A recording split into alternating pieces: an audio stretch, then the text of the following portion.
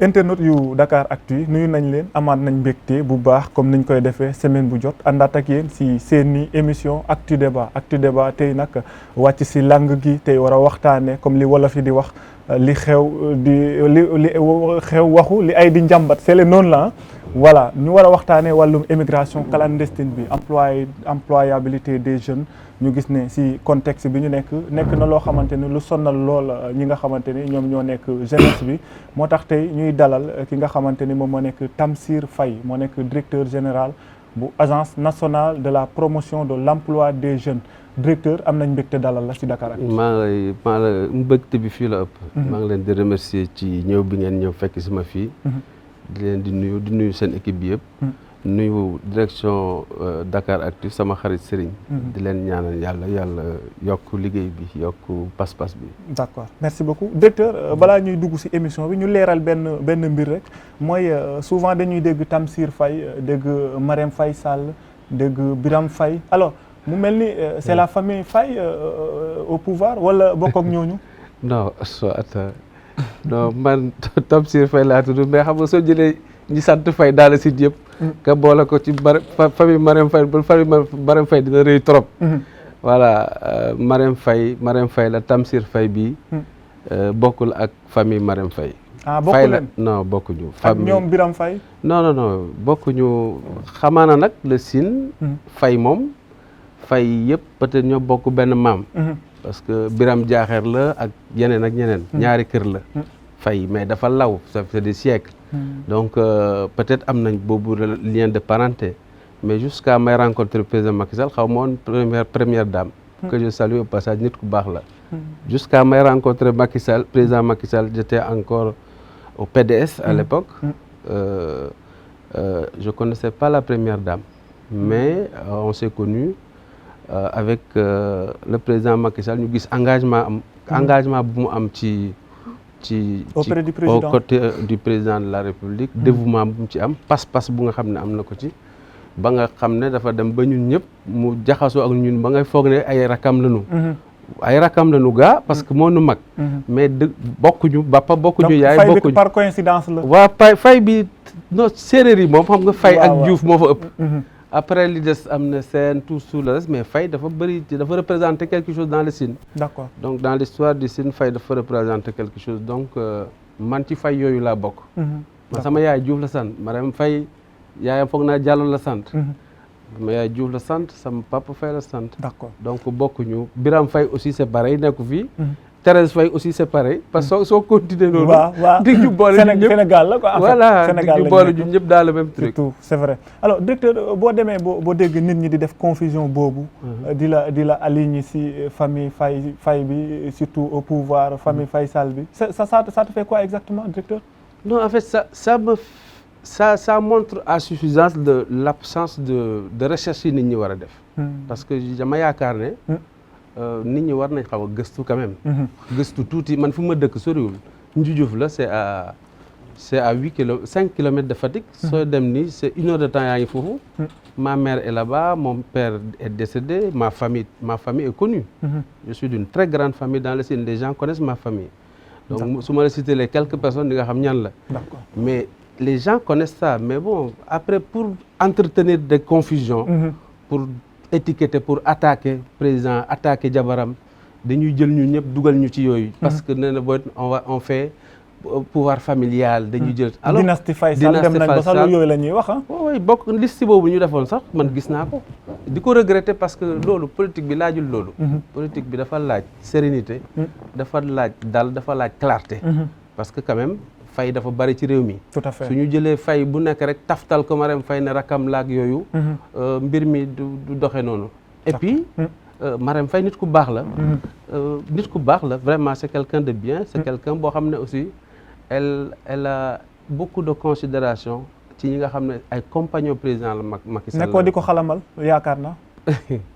waaw jox nañ la ANPS yóbbu la beneen poste bu gën a dëgër. waaw non xam nga xalamal moom. man du ma xalamal kenn man kay dañ may xalamal. ba du ma xalamal ah si. politique nga nekk de. non du ma xalamal kenn. seen politique moom lu nekk am na fi. non dëgg lu ma wax la. xam nga xalamal def man. soo ma xamee nga xam ne du ma xalamal kenn ñi ma xam.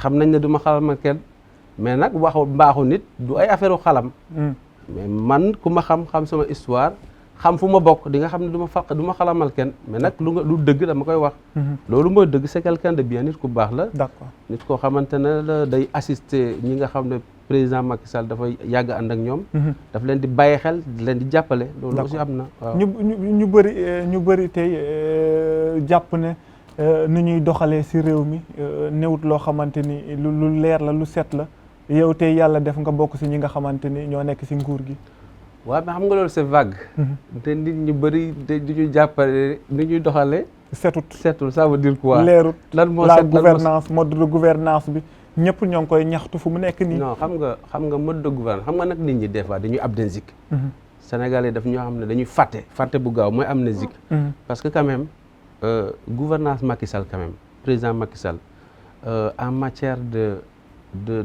transparence en matière de bonne gestion en matière de bonne gestion de deniers publics tey soo xoolee économie yi li ñuy def ci téléphone kese économie yi ñu doon def téléphone nga xool fu ñu jógee ak tey soo xoolee tey même les mesures sur les ministres sur les téléphones des ministres sur les logements sur le refus d'acheter maintenant des véhicules on a fait combien d'économies sur tout ça loolu président moo ko fi indi donc nit ñi nañu bàyyi di caaxaan parce que jàpp ne caaxaan la non dafa démagogie jotul tamit ñu war a wax ak nit ñi exactement wax leen ne oui lii doxut ñu pointé ci doigt non ñu xam ne lii doxut ñu réglé ko mu jeex directeur la gestion humaine par essence mënul dox lépp gestion boo gis xam nga Macky Sall ñaata président c'est le quatrième président Senghor nekk fi woon nekkoon na fi Abdou Diouf nekk fi woon est-ce que ñun ñëpp defuñu ay effort non déglul ma wax la rek ñëwal waaw déglul ma wax la ñëwal Senghor nekk fi woon Abdou Diouf nekk fi woon Ablaye Wade nekk fi woon gestion yooyu gis nga ko ñun fii lañ nekkoon man mii di wax ak yow PDS laa bokkoon ci jeune PDS yi nga xam ne ils ont combattu le parti socialiste xelal laa nag mais lépp fekk na ma fi donc mun naa am des éléments de comparaison sur ce qui s'est passé ci temps PS ak sur ce qui s'est passé temps PDS ak ce qui se passe aujourd'hui booy comparer non du may comparer ci gestion ci scandale yeeg problème yi mais ça n'a rien à voir ah bon ça n'a absolument scandale moom doo ma ko fi wax directeur non parce que scandale moom doo ma ko fi wax directeur parce que scandale amu fi c'est des xam nga scandale artificiel non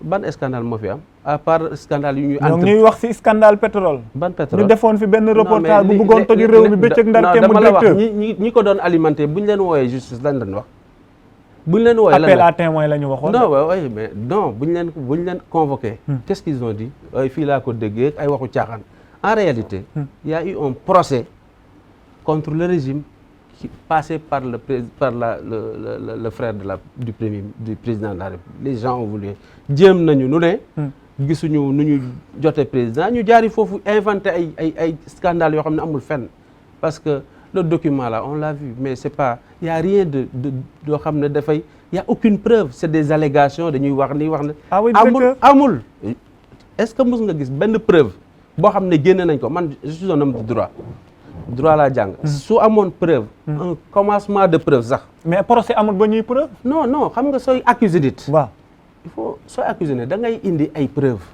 mais journaliste boo xam ne commentaire lay def elle dit des choses bon loolu sax vraiment dafa génn ci actualité mais je veux dire sincèrement sooy accuser nit ci yenn affaires yi da ngay am ay éléments solides tous ces gens là ils se sont dégonflés après la vérité c'est que ils n'avaient aucune preuve ils étaient dans une entreprise de diabolisation pour pouvoir atteindre le président de la République et déstabiliser le régime. C'est ça la vérité. Heureusement, les Sénégalais ont compris et on les a administré une leçon magistrale ci élection présidentielle yi pour leur dire que li ñu doon wax ni yëpp tegul fenn. D'accord yaa ngi comparé ba tey ñu continuer ci comparaison bi régime yi nga doon comparé. Wade Senghor Diouf Macky Sall. Macky Sall tey gis nañ situation bi réew mi nekk. na situation ren bi noonu la. xale yi di mbëkk gaal di dem. waaw mais mbëkk gaal non mais. mbëkk gaal xanaa dooma ne kat dooma ne yooyu. non temps Senghor ba tey am na fi directeur xanaa dooma ko wax. non dama ne mbëkk gaal yàgg na fi. ba temps Senghor dem France dem Europe dafa gënoon yomb. yaa ngi dégg. xam nga Senghor jusqu'au dans les années 80 dem France yomboon na. Après. France aussi dañu am politique d'immigration suñu gisee après il y a eu la montée de l'extrême droite. Les gens ont durci les politiques avec les lois Pasqua ak Chirac les lois Pasqua ak les lois Chevènement loi Pasqua après pour durcir les conditions de truc loolu et Europe aussi au niveau de l'Union européenne les gens se sont organisés pour fermer les frontières loolu moo tax le commerce parce que j'appelle ça du commerce c'est du business business de immigration clandestine développé c'est ça qui a poussé les gens à prendre la mer yëpp affaire contexte la bi Ablaye Wade nekkee fii mbënd bi loolu ci la ëppoon.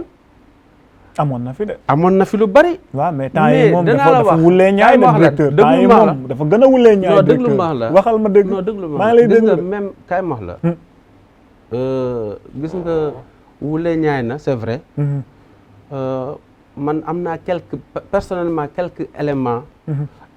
appréciation yu ma am ci loolu. man dama yaakaar ne benn ci élément bi.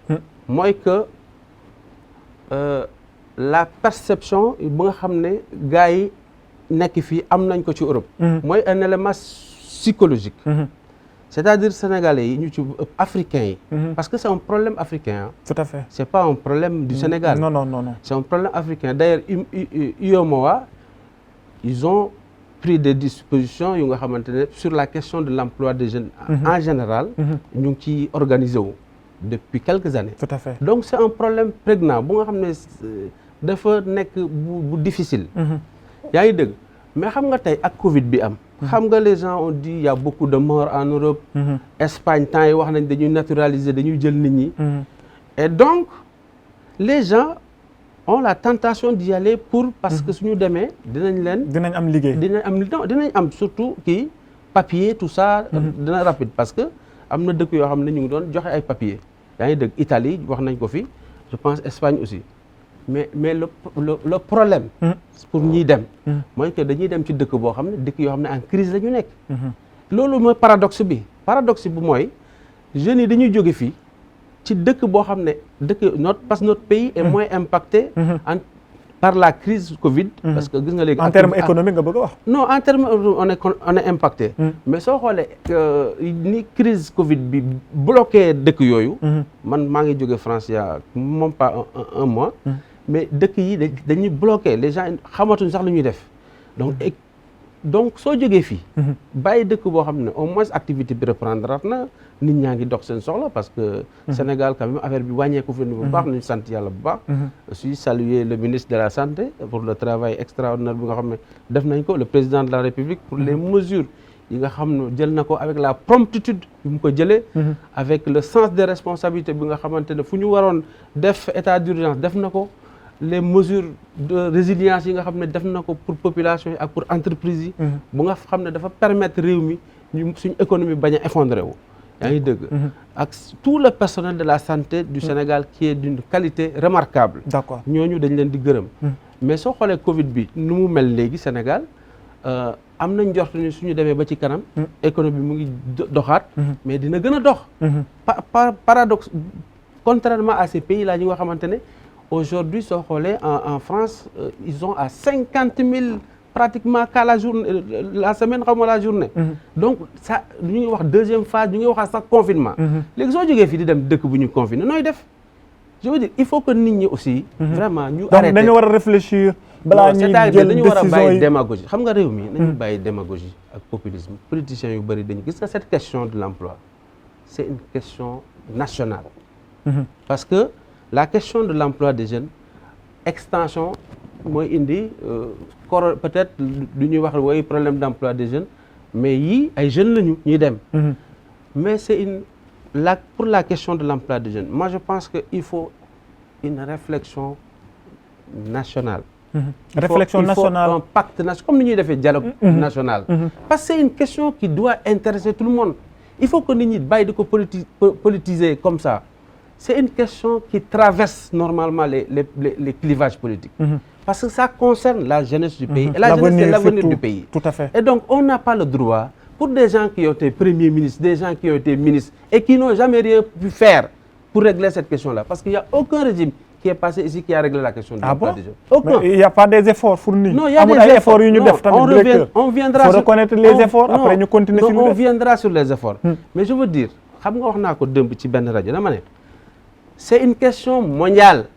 C'est un problème mondial. Emploi. Oui, emploi des jeunes surtout. L'emploi en général. Parce que xam nga le plein emploi c'était dans les années 70, 75, c'est ça.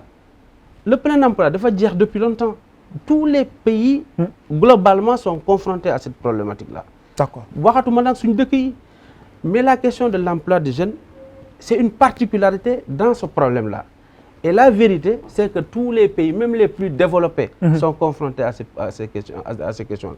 Vous allez en France, j'ai donné l'exemple hier, dans le taux de chômage, je pense, sur les jeunes, ça dépasse les 10%. Vous allez dans les quartiers difficiles, les cités, ça peut aller jusqu'à 20%.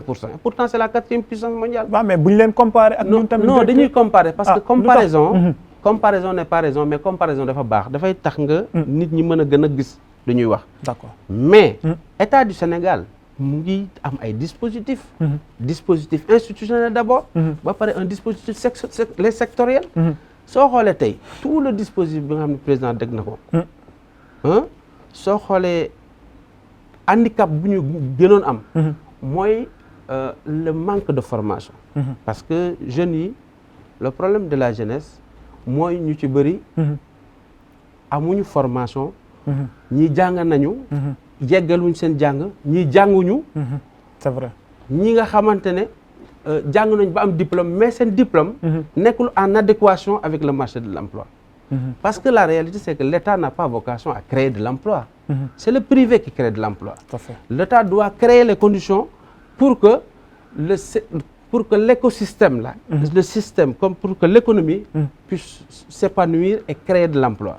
C'est ça, créer les conditions de la création de l'emploi. Sinon, l'État dit emploi et l'État du pourvoir, c'est minime par rapport à la demande, à la demande qui est là. Et le constat que nous avons fait, c'est que sur les 200 000 qui viennent sur le marché du travail, à peu près le secteur privé a une capacité d'absorption très faible. Directeur, il y a une émission en français. Oui, d'accord. Mais voilà. D'accord. Non, le secteur privé Sénégal, il y a une faiblesse. Dafa tuuti lu muy jël ci 200 000 yooyu ñuy génn.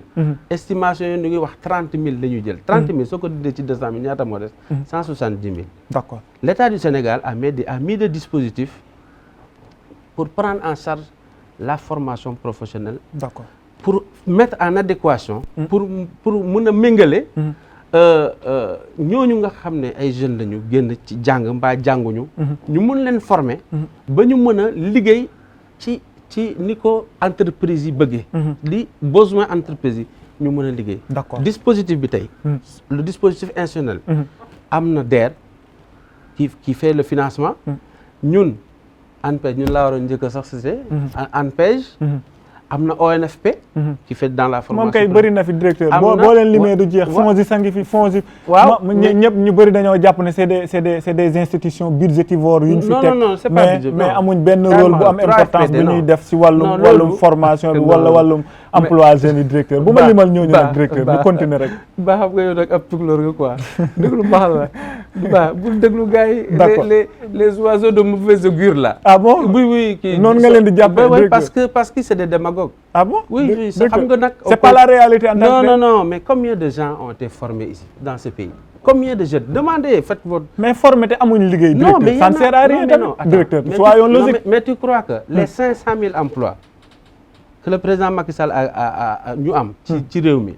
500 000 emplois. Plus de 500 000 en 2018. On était 31 décembre. Est-ce que nekku leen di ñu nax ay chiffres naan 500 000 emplois directeur? Mais c'est des structures. Mais loolu bu amoon affaire yi dina wàññeeku directeur. Non mais ça va yow tu crois que réew mi nit ñi liggéeyuñu mais kii nit ñaa ngi liggéey am nañu liggéey mais nit ñaa ngi liggéey et comme dans tous les pays du monde. am emploi bu dëgër di liggéey loolu nga bëgg a wax. waaw xanaa waa APR la. non mais attends mais pourquoi nga wax waa APR. ah déet boo ma nee nit ñaa ngi liggéey. non ma ne te à l'espace d'une semaine wax nañ ñu ne.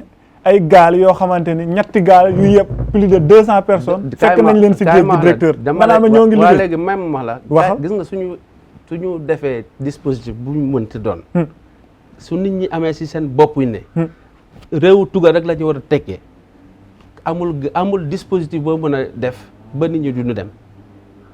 yaa ngi dégg.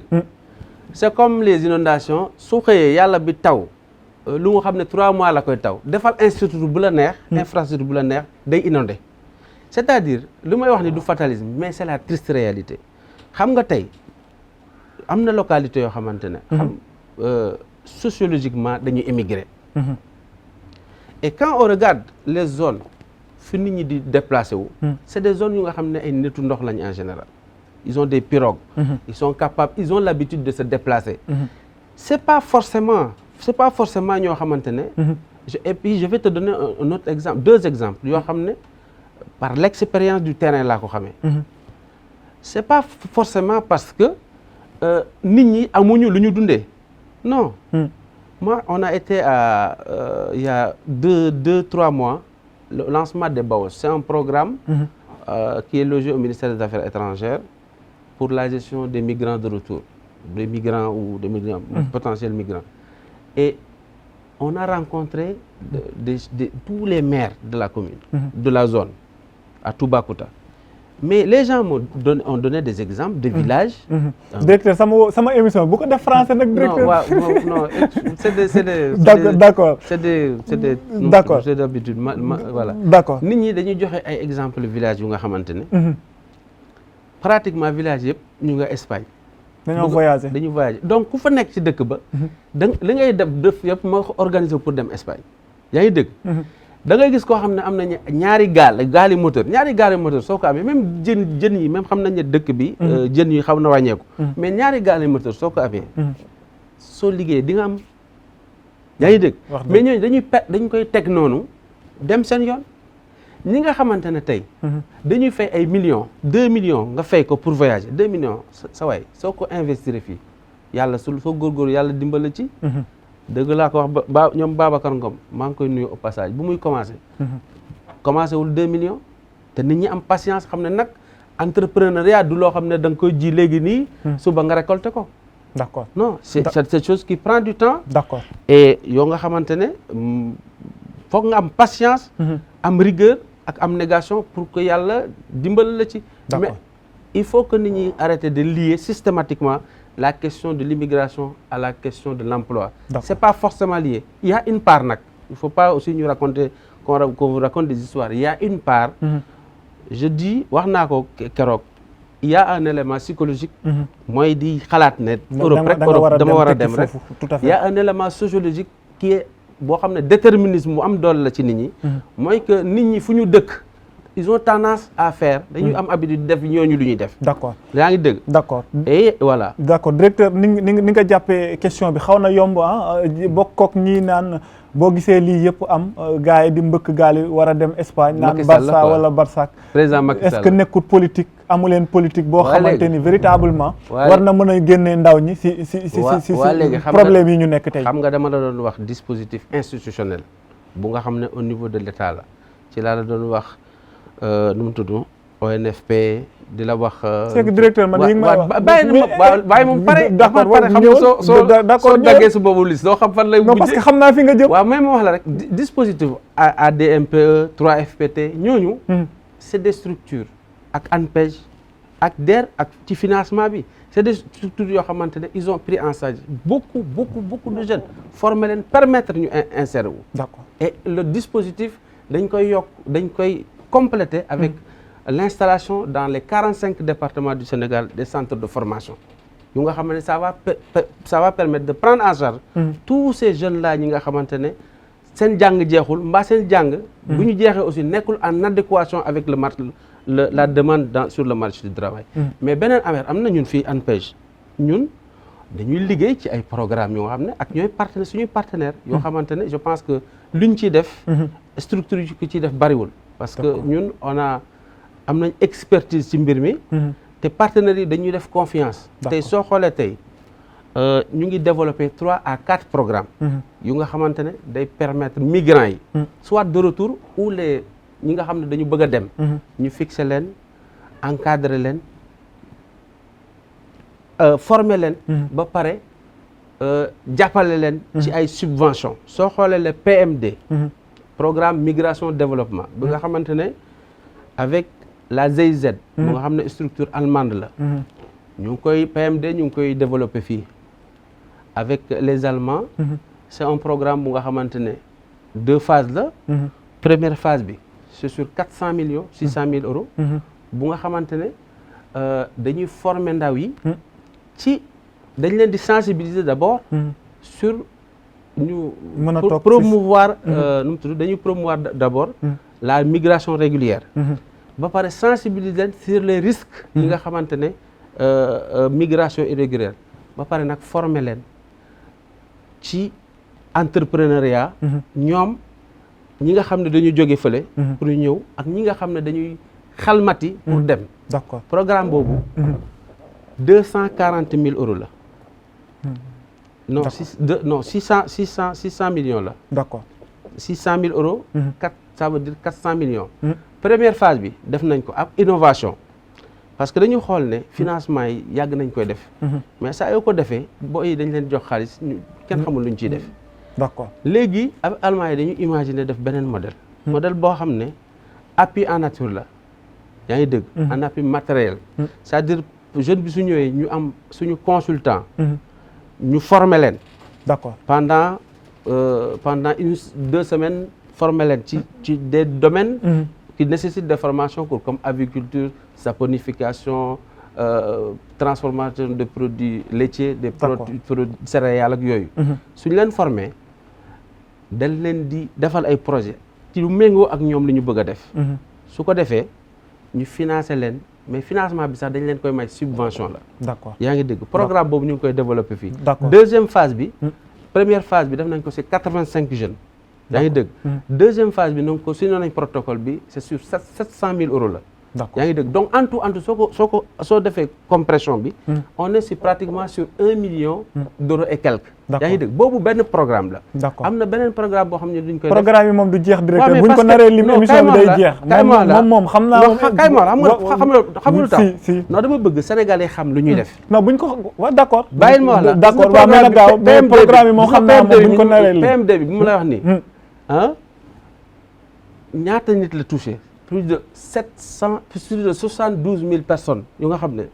touché nañ leen. ci programme yi waaw pour sensibilisation bi financement bi formation yi financement bi yaa ngi dégg. on a touché beaucoup de gens. d'accord mais directeur doo leen ko booleeg 1 million d'emplois xam naa fi ngeen jëm. parce que vous êtes des stratèges. mais 1 da million ngeen di jël yooyu naan formé nañ. oui def nañ li sensibiliser nañ. jël 1 million d'emplois yi président. digoon nit ñi digoon nañu ko de. ñoo ngi koy xaar nag 1 million d'emplois bu ko boole ci programme yi.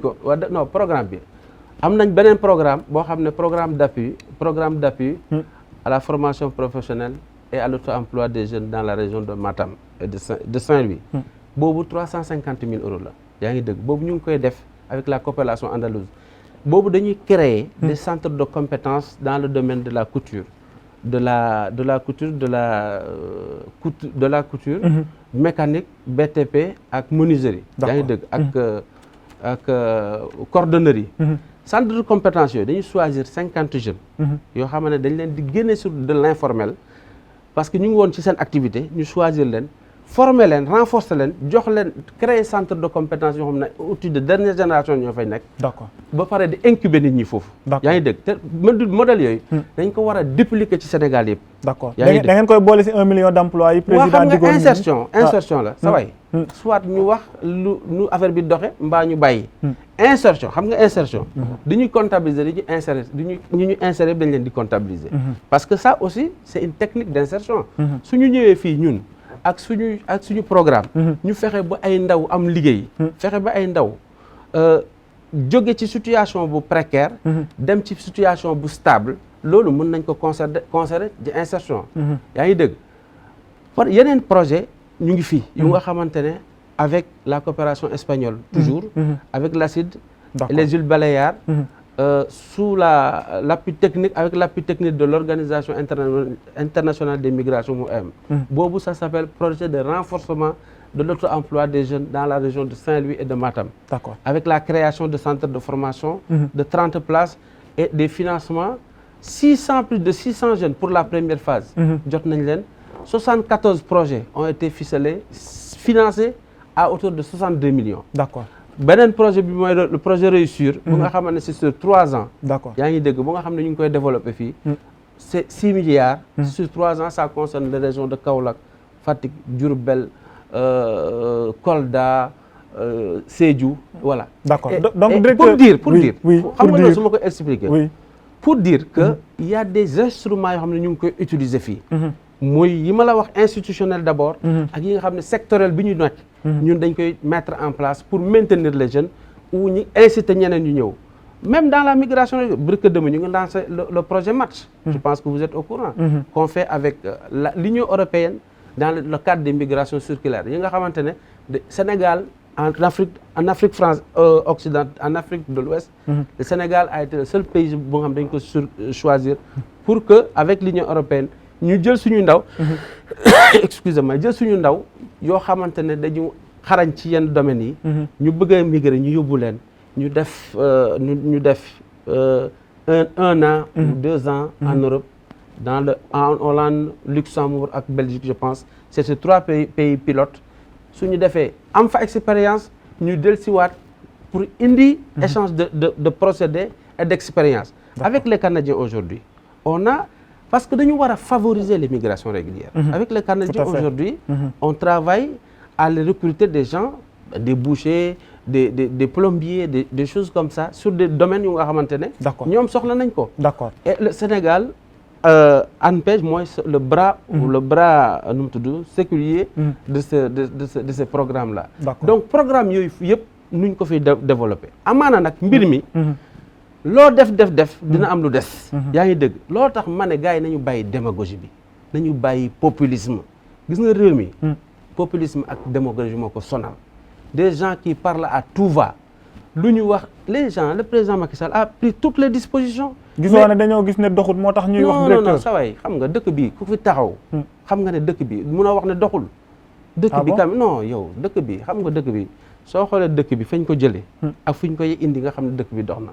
yaa ngi dëgg suñu demee dëgg naa nit ñuy wax way croissance nangam sangam mais croissance c'est des choses sinon nan nañu calculer économie bi sinon ñu def xanaa croissance boo xam ne sentir waaw déglul ma wax la croissance boo xam ne day am ay famille yu toog du ñu añ déglul ma duñu reer duñu dama lay wax loolu ban croissance ban lan lay jëriñ croissance boobu lan lay jëriñ dama lay wax carrément la waxal état su demee def yenn investissement yi état foofu fan la koy jëlee du ci croissance c'est-à-dire nit ñi dañuy wax xam ne ndax jàng nañ ndax jànguñ parce que loolu aussi problème la xanaa ñu jël ay références tukulóor yi rek pour ñu calculer doonu croissance bi parce que d'accord voilà. Directeur yaa ngi may limal ay jéego yoo xam ne def ngeen ko surtout si ay programme nga jàpp ne def nañ ay résultats yu am solo si wàllum emploi des jeunes bi mais problème bi mooy ndaw ñi gisuñ ko sur le terrain ñoo ngi koy wax si rajo yi partout mais man yow mi jiite ANPEJ agence nationale de la promotion de l'emploi des jeunes pour la promotion de l'emploi des jeunes ma bëggoon tey nga defal ñu en termes de chiffres téléclair et pourcentage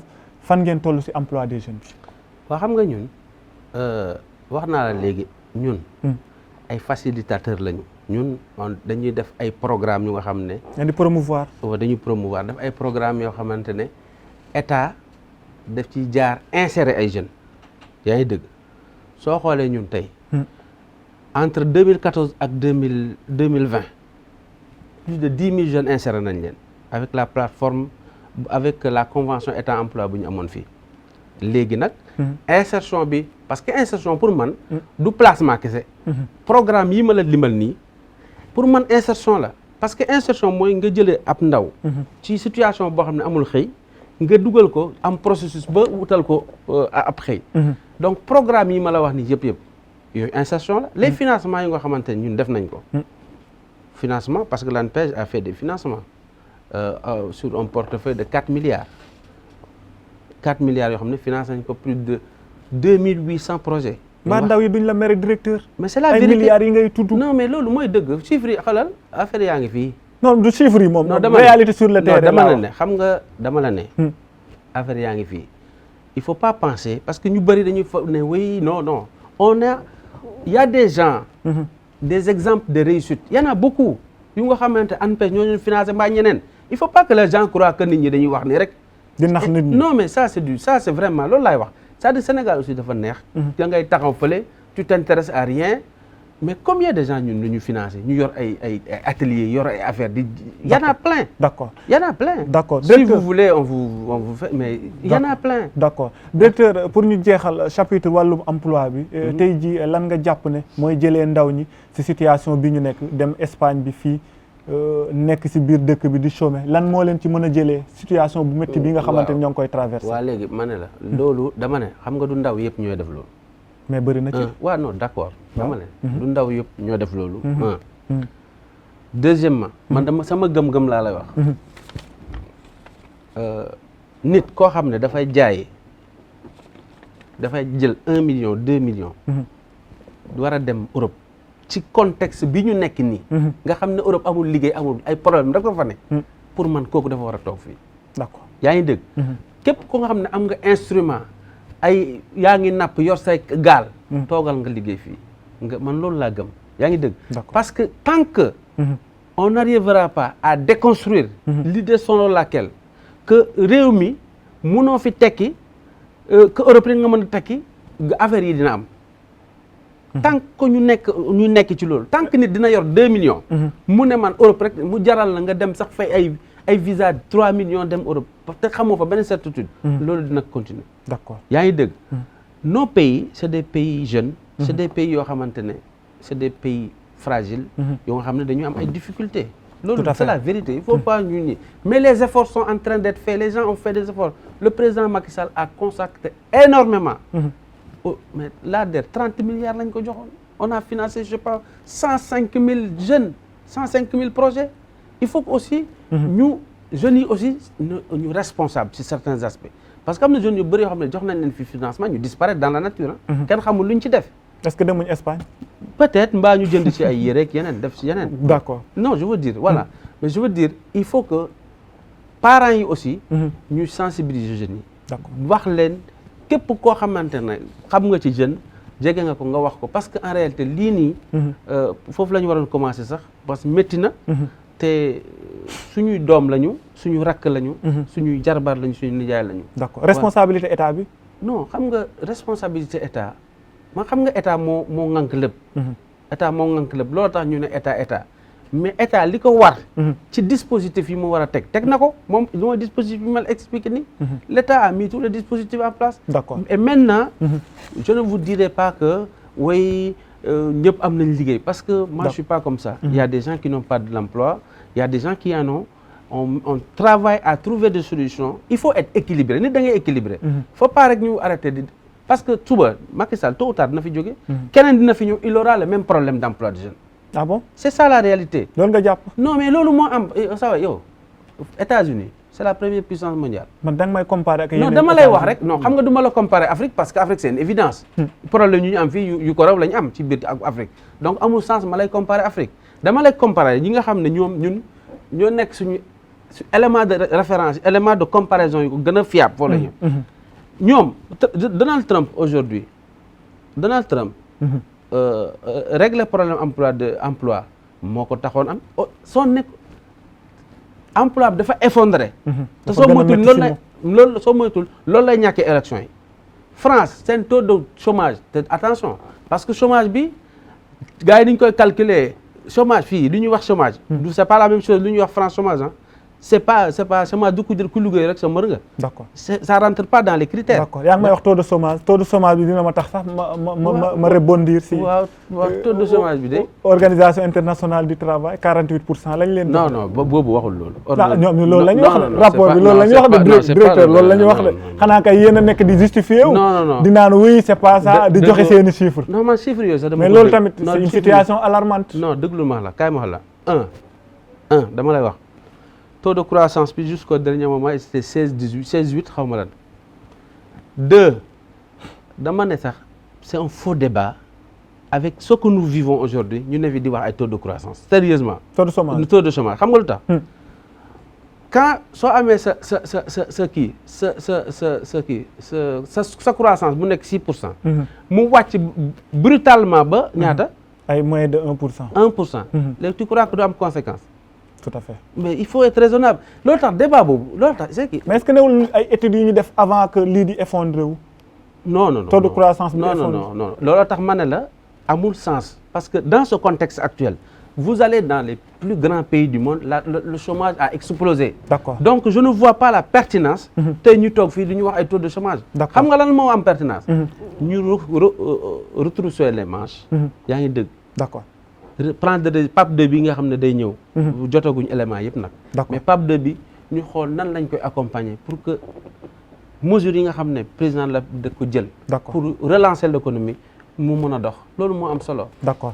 mbokk yi seetaan Dakaractu ñoo ngi ci seeni émission Actu Débat ñoo ngi dalal Tamsir Faye nekk directeur ANPEJ alors directeur foog ñu dugg ci politique bi parce que acteur politique nga nekk ca Fatick alors noo gisee situation politique bi ca Fatick.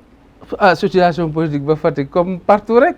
coow li bëri na de. waaw coow foog mu politique foog mu ànd ak coow. ah bon politique mooy coow nga bëgg a wax. non politique foog xam nga réew mi coow laa ngi fi ne gaañ te sax du politique waxatuma nag politique affaire xëccoo la affaire rivalité la mais nañ koy teg rek dans des conditions saines. man je suis pour la compétition mais la compétition en gentleman. parce que nag après tout man j'aime pas l'expression Sénégal benn bopp la ak yooyu man yooyu pour j'aime pas ces expressions là parce que non ça veut rien dire. mais je veux dire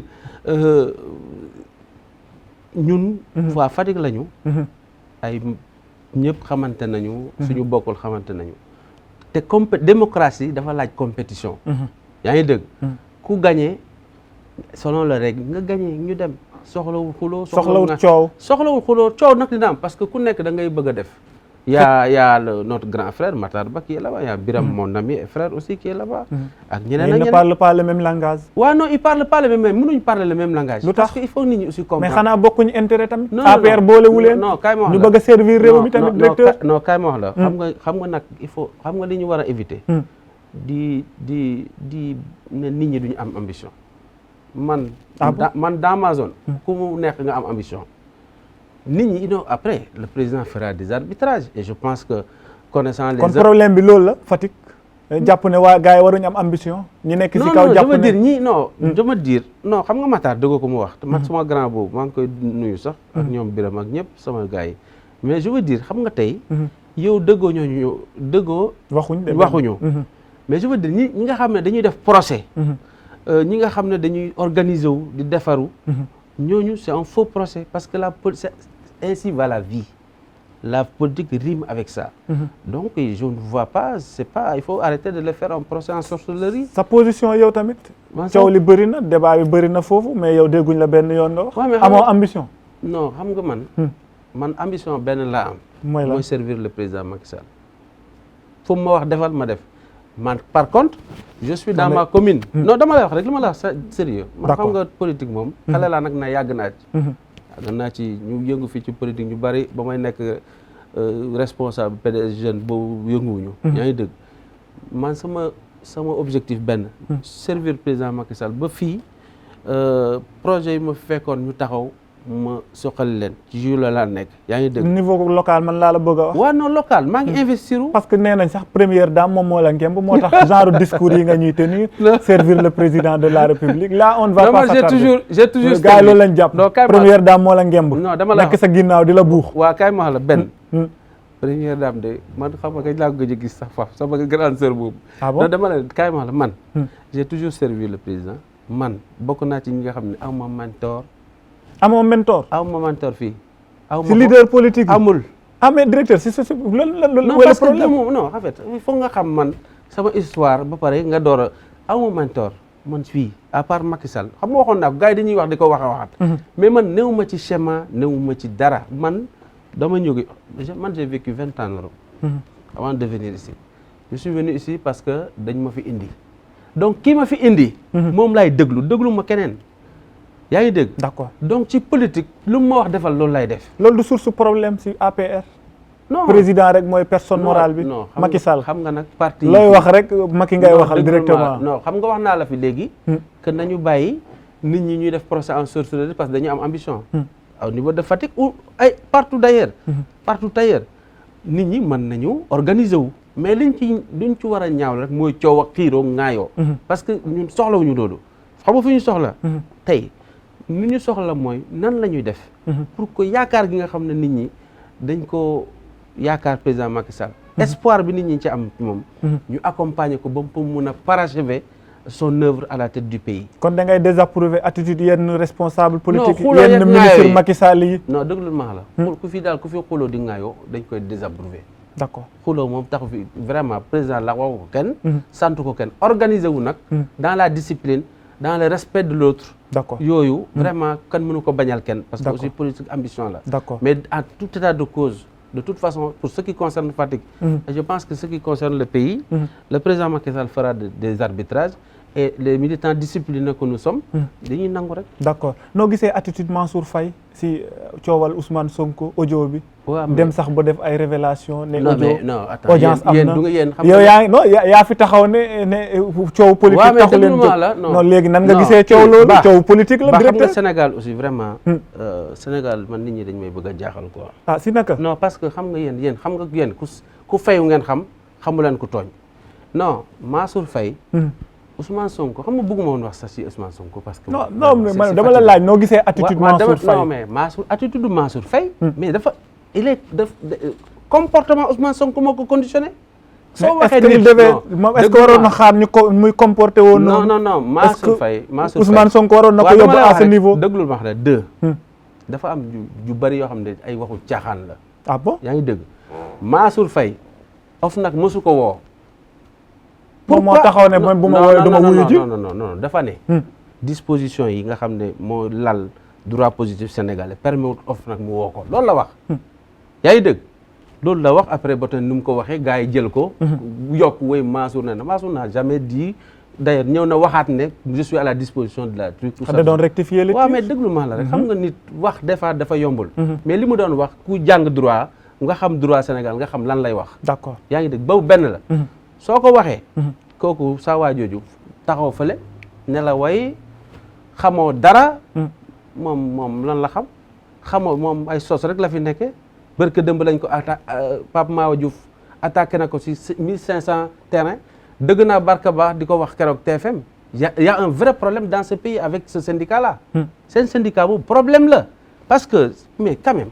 yaa ngi topp Sonko bàyyi nga Mansour. non dama lay wax rek man attitude Mansour laa la laaj laajuma la bu Sonko man attitude Mansour Faye laa la laaj. par rapport ak problème boobu directeur Mansour dafa réagir en fonction de lu ko xam nga man ñu di wax ak yow.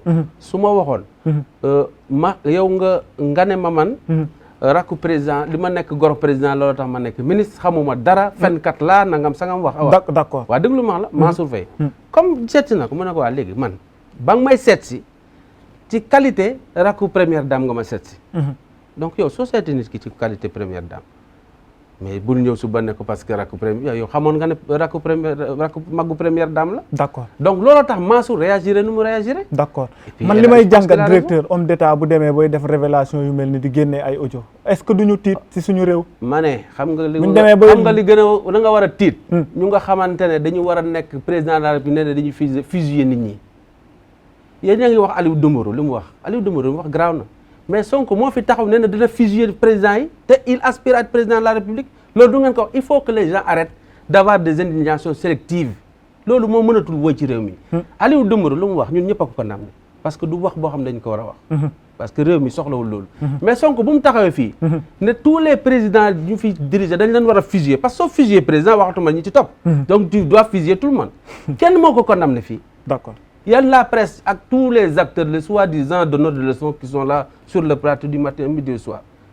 indignation sélective moo fa war a jeex parce que réew mi ñun ñëpp ñoo ko bokk yaa ngi dëgg fii kenn mënu fi xaqatal kenn mënu fi xaxar kenn d'accord man je suis un serreur de Aliou Dembourou moom troisième mandat la doon prôné génnee jaasi bi sax naan nag day cor waaw mais loolu laa la wax dëggoo lu ma la wax troisième mandat boobu yow kon yow noo gisee dëggoo lu ma président Macky Sall lan la wax man je suis un militant discipliné d'accord et je pense que par respect pour les Sénégalais à 1 an de truc wax fi ay troisième mandat du mënuñ nekk ci ñu nekk yëpp di wax ay troisième mandat d'autant plus que le patron suñu président ñun ñëpp nee na bu kenn wax ci troisième mandat luñ ciy wax man du ma ci wax dara mais saa yu jotee wax jotee dinañ taxaw wax ko parce que am nañu fitu wax ak nit ñi am nañ taxawaay boo xam ne dinañ taxaw wax ak nit ñi saa yu wax jotee est-ce que du doon trop tard directeur non trop tard yàllaa ko xam mais li am solo mooy ñun heure ñiy wax fii di fëgg ay dënn ak yooyu xamante ne ñun ñëpp. da ngay menacer léegi. non dama leen ñiy fëgg da ngay dën menacer dama leen ne. ñiy fëgg dën man du ma menacer kenn